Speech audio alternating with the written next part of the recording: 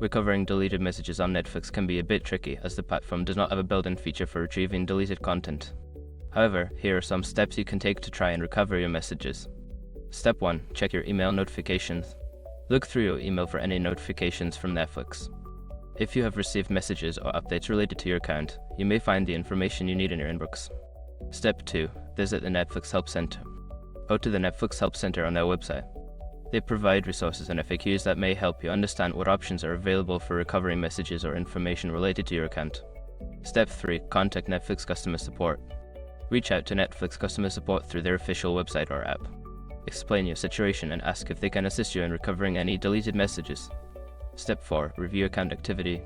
Log into your Netflix account and check your account activity. Sometimes, you may find relevant information or notifications that were not deleted but are still accessible. Step 5. Keep backups for the future. Consider taking screenshots or saving important messages in the future. This will help you avoid losing important information again and make it easier to reference later. In conclusion, while recovering deleted messages on Netflix may not be straightforward, following these steps can help you explore your options. Always remember to keep backups of important information to prevent future loss.